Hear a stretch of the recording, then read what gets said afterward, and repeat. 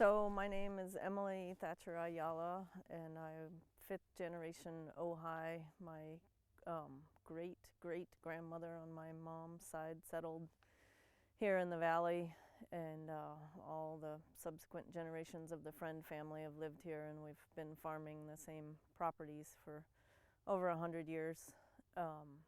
My grandfather was quite a entrepreneur in the citrus industry in the Ojai Valley. I need water to stay alive as a human being, but also I grow citrus trees, and they're an evergreen tree. They need water 12 months out of the year. They need more water at certain times of the year when they're flowering, when they have a heavy crop on them. And of course, in order to get a viable crop, you need sufficient water for the tree to stay healthy and have pieces of fruit that are of the right marketable quality in terms of size. I often tell people say, well, why don't orchards just go fallow for a year during drought periods, or can you cut back your water 20% during drought periods? And it's sort of like giving food or water to an animal or a child or an adult. You can't just say, oh, quit drinking 20% of the water you need. You'll get sick, as will a plant. So in order to conserve water, we've replaced all of our sprinklers, and we're at the most efficient sprinklering levels we can be at. In order to reduce further, you take trees out and you fallow the land, and you lose those trees. And when you plant a fruit tree, you want it to live 30 to 80 years. It's a long-term investment. So my name is Regina Hirsch, and I am Executive Director of the Watershed Progressive.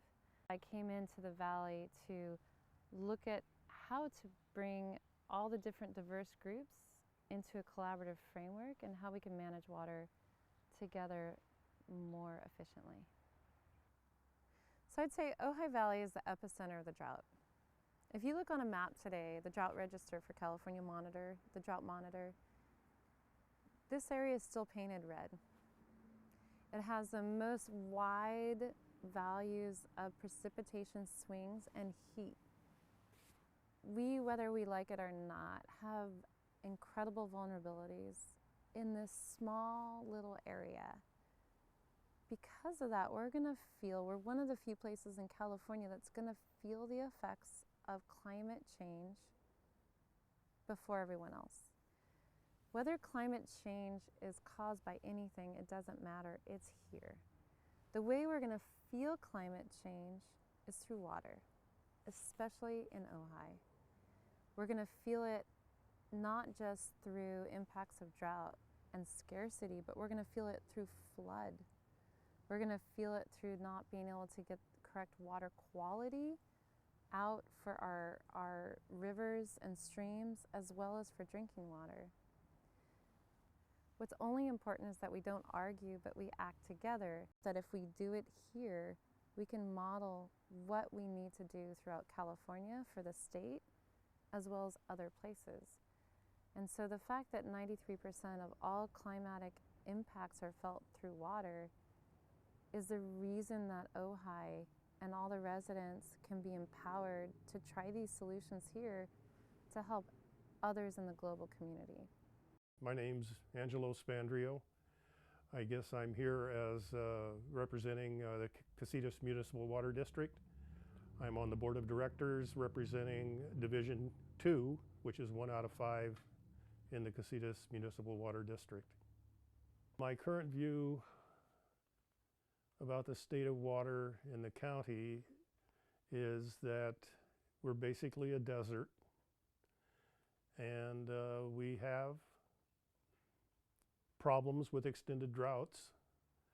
Recently we went through a 5-year drought that put our water supplies pretty low, and there was no alternative. If our supplies would run out of water, we're out of water. At the beginning of a dry period, you tighten up all your leaks, and a couple years into the drought, you look at, well, which block of trees should we let go, or irrigate to keep the tree alive but not to have a crop and wait for a more moist period. And about 4 years into the drought, we removed about 15% of our land from production. So we're down in production, and we have been since 2008, I believe.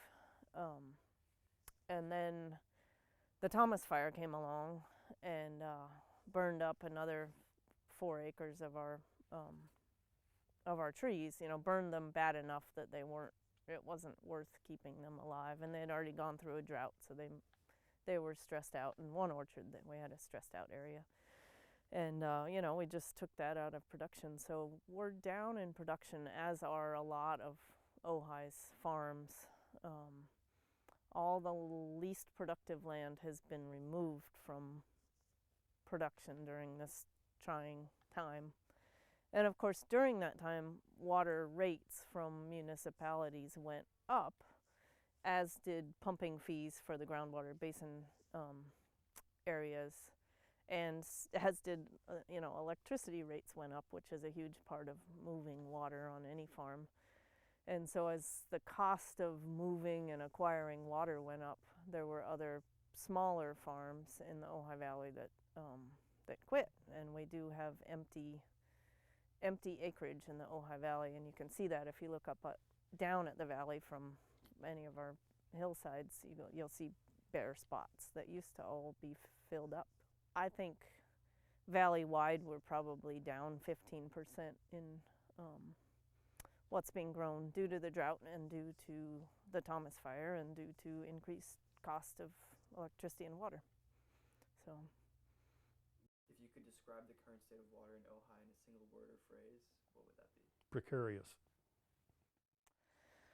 The current state of the Ojai water system is a bit chaotic, is what I would say.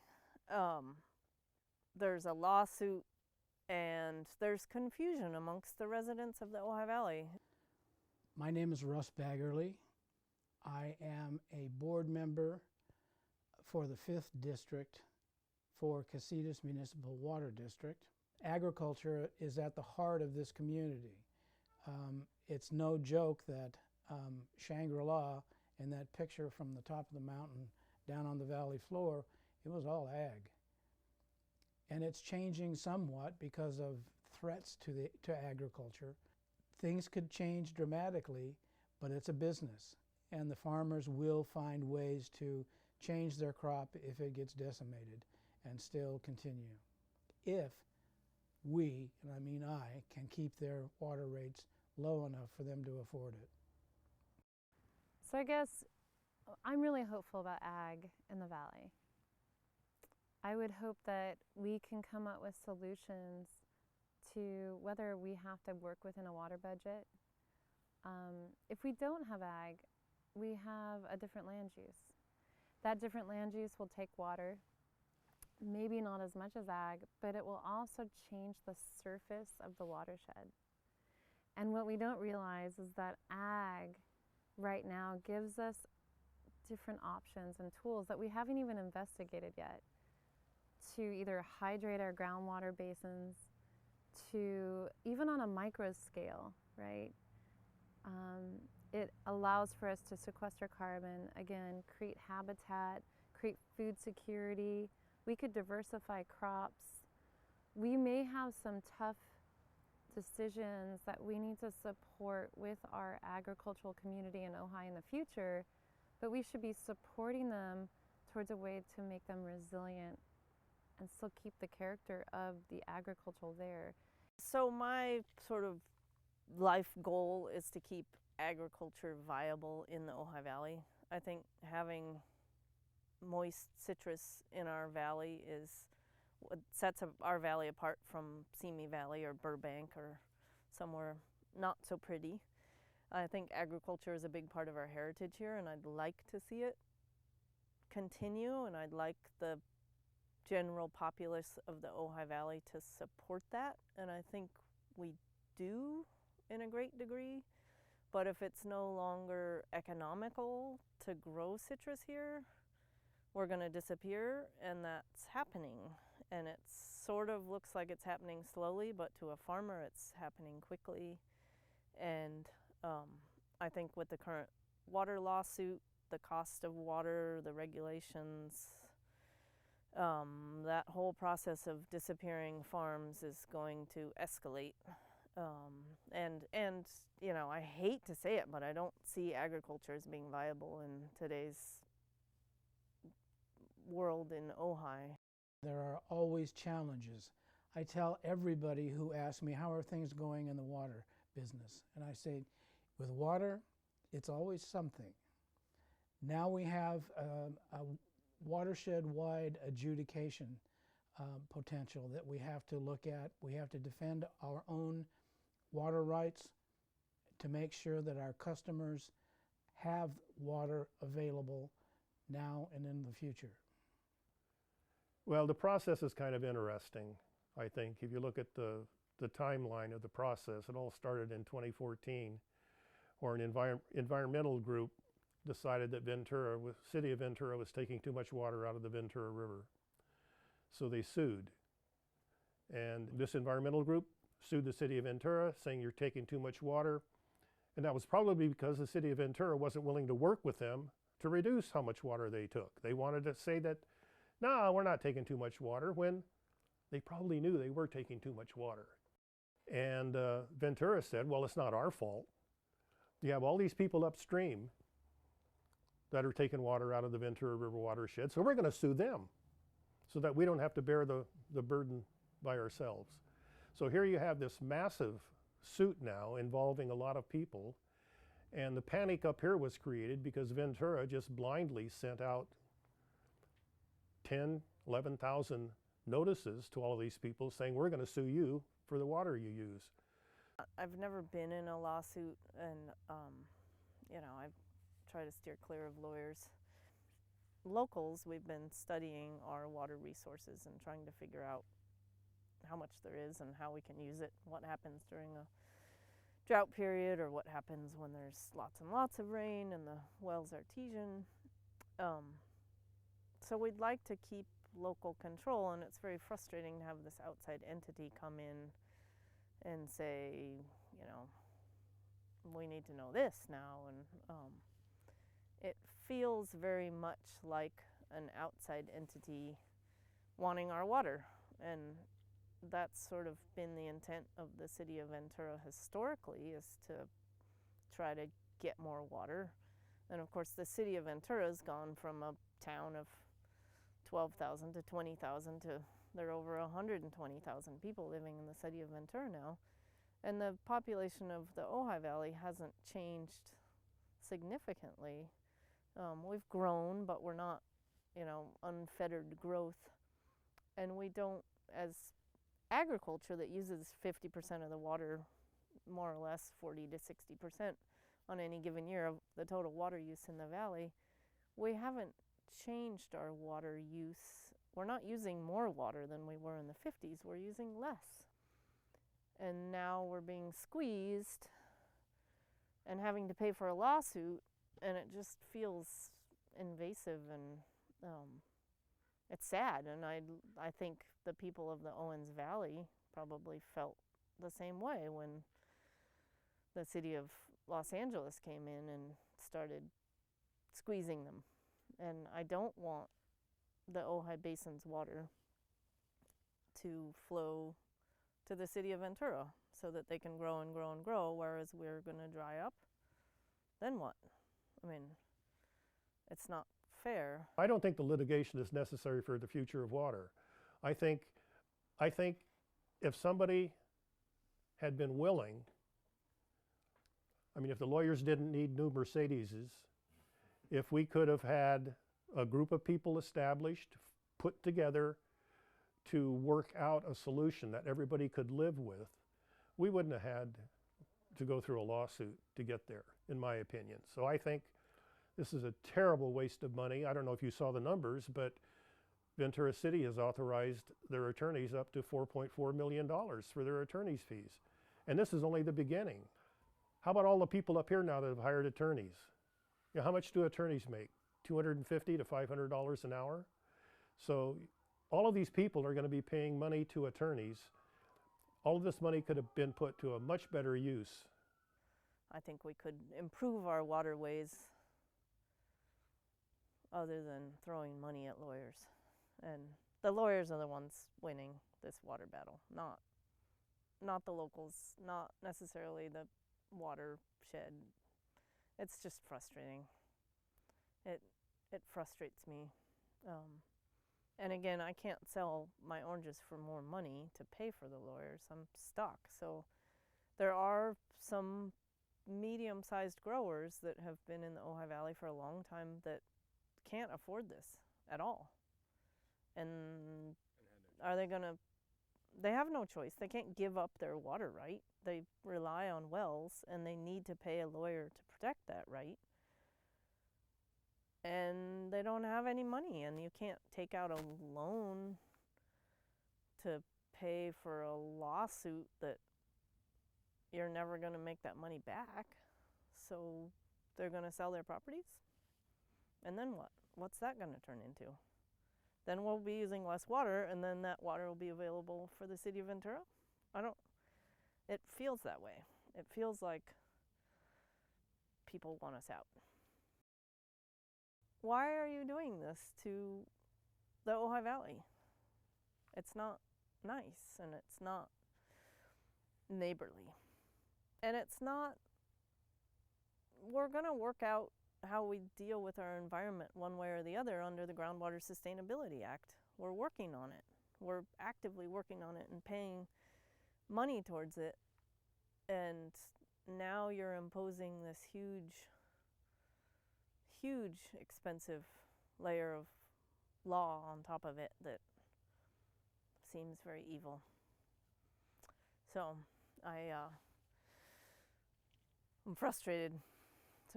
And it really is, it's my kids' future college tuitions that are disappearing.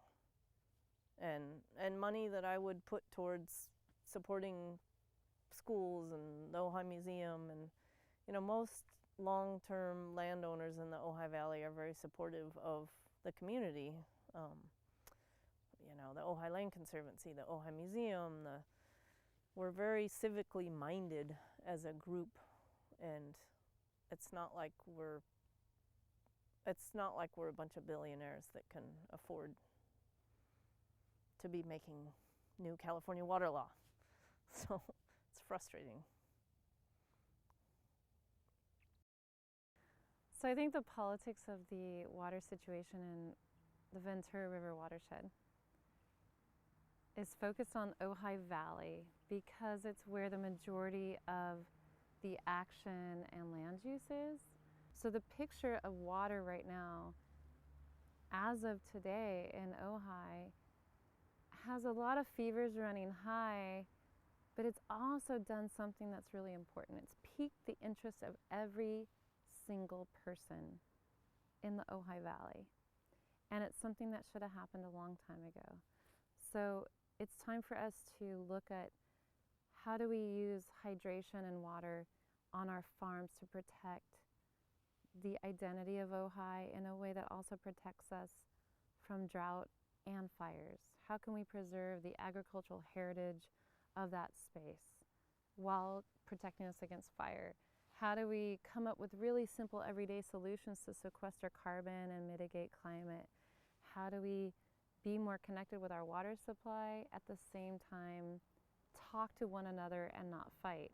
So even though right now the crux is that it feels very political and that some groups are vying against each other, that's really a natural evolution to start the conversation. And so getting people at the table is a healthy, robust thing. And the most important thing that water groups, land use managers, and natural resource managers and citizens can do is come to the table, talk about it, and understand they're all going the same way. They're all in the same boat.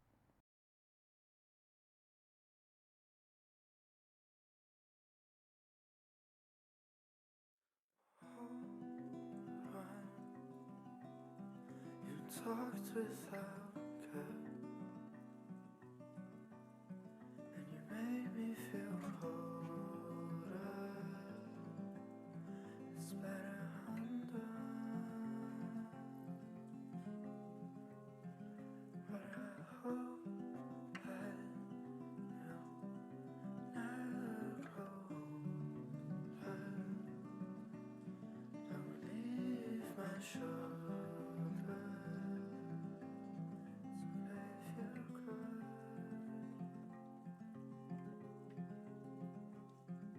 when I look into your eyes, and you look so good in that dress today, I miss you, babe. Wishing there was a better way to tell you all these things. When you're gone, my spirit's broken.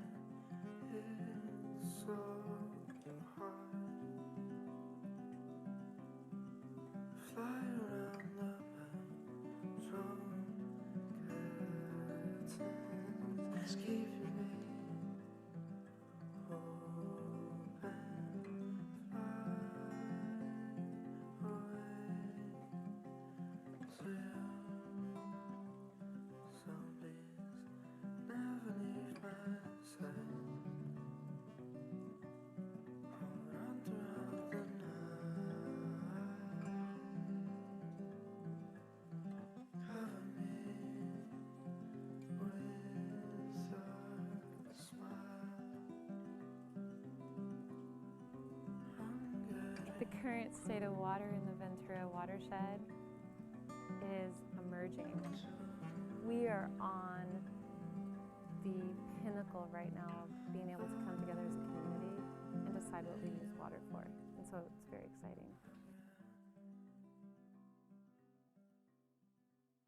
Finally, if you could dictate water policy with absolute authority for a single day, what would you do? Print money. Well, it takes money to do all of this stuff, and you don't want to price water out of the reach of ag or our customers either. We have to make sure that everything is coordinated so that it works. If I could dictate water policy absolute for a single day, I don't know, it would be fun for people to see how, if you could like make people realize how much water they use a day, like total, including if you could have some sort of meter that showed people how much water they use a day. Because there's still people that wash their towel every time they use a towel. That's crazy. Like stuff like that. I don't know. People should have to be accounting for their water that they use every day.